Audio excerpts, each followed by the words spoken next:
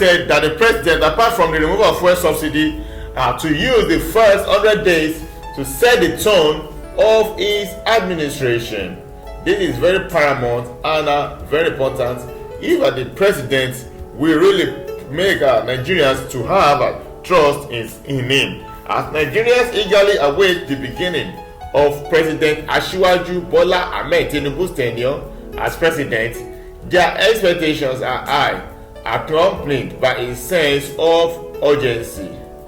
They anticipate him to swiftly address crucial challenges that have plagued the nation for years. We explored some critical areas of concern, and we also analyzed Tinubu's potential strategies to bring about positive change in Nigeria. The first issue that I personally think Tinubu tackle is security. Tinubu's mission impossible in 100 days. Will he be able to tackle security in 100 days? We await and see what President Asiwaju Bola Ahmed Tinubu has to offer. Nigerians will hold great hopes for Tinubu as they expect him to prioritize security matters and effectively tackle ongoing issues like terrorism, insurgency, banditry, and other criminal activities nationwide. This expectation arises from the perception that Tinubu, being a capitalist leader, would work towards establishing a safe environment conducive to business expansion. Moreover, considering his background in Western Nigeria, it is anticipated that Tinubu might adopt a resolute stance against terrorism activities and provide steadfast instructions to military, potentially different from his predecessor's approach. Number 2, Tinubu recently declared today that there's no more fuel subsidy, but this is another problem that Tinubu really needs to look into, and that's the dilemma of fuel subsidy. Tinubu's right president is on hot seat concerning his decision, though he has firmly maintained his stance on the elimination of fuel subsidies without wavering. However, given the emerging concerns, he is poised to determine Nigeria's destiny regarding the removal of fuel subsidies shortly after he has fully settled into Aso Villa, having unpacked his suitcase from Bodilon. Tinubu's job jamboree.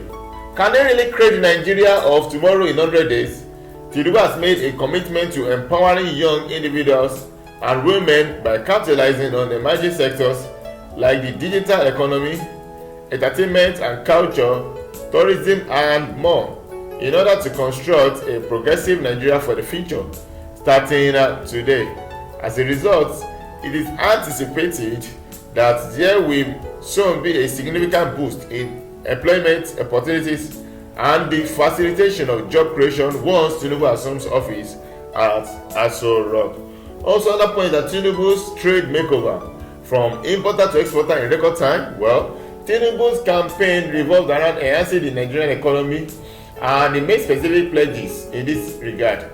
Driven by strong capitalist principles, Asiwaju Bola Ahmed Tinubu has committed himself to transforming Nigeria into a net exporter rather than a heavy importer. Therefore, it is anticipated that Tinubu will focus on facilitating trade policies and providing increased support to local manufacturers such as innocent manufacturers. Also, the power play Tinubu's quest for elimination in 100 days. Nigeria has faced persistent challenges in providing sufficient electricity, resulting in frequent blackouts and a heavy dependence on alternative sources like generators. The Nigerian people are eagerly anticipating the government's commitment to prioritize the enhancement of the power sector by tackling the issue of electricity generation, distribution, and accessibility. Regardless, the government quietly removed subsidies from the power supply, leading to higher costs for citizens. However, there is an expectation for improved quality. As a result, in this context, Tinubu via his manifesto has pledged to ensure the generation, transmission, and distribution of ample and affordable electricity, empowering Nigerians to illuminate their lives, homes, and aspirations. And all these are some of the problems that is expected of Tinubu to tackle in his first 100 days in office. Fine. I believe that although the removal of fuel subsidy did not really go down well with a lot of Nigerians, and when the news was broken by Asiwaju Bola Ahmed Tinubu, the president-elect, concerning its removal, Nigerians saying that even this did not even really happen during the time of Goodluck Ebele Jonathan, which people protested. But anyway, we await and see the final verdict of Asiwaju Bola Ahmed Tinubu. Even Nigeria, like some days back, let's say from hours back, yesterday and 2 days ago, some fuel stations have started locking up, and it's like fuel scarcity is looming.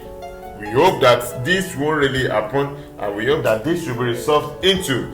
And Asiwaju president should know that work has started already, and there's no need for him to move from a place to another, even as his tenure is still very fresh and early, because gradually 100 days in office will be set, and we are going to examine what the government, the APC government, what his cabinet have been able to offer in the course of the few days spent in office. Anyway, a lot of people have hope into, because this has been said that Tinubu is God ordained and is set to lift Nigeria out of the poverty shackle. 71-year-old AIT founder Raymond Dokpesi is dead. The Dokpesi family will release further details on the funeral arrangements of the media mogul. Nigerian media mogul Raymond Dokpesi has died in Abuja, according to his family, on Monday, May 29, 2023. The founder of Down Communications, the parent company of African Independent Television (AIT), was 71 years old. He will be deeply missed by all who knew him, his son Raymond Dokpesi Jr. said in a statement on Monday. While the statement did not reveal the cause of death, Dokpesi Jr. asked that the family be allowed to grieve in private. The family will release further details on the funeral arrangements in due course, he noted. Before AIT launched in 1996, Dokpesi launched Real Power FM, Nigeria's first privately owned FM radio station, in 1994. Good night, Dokpesi. Adieu.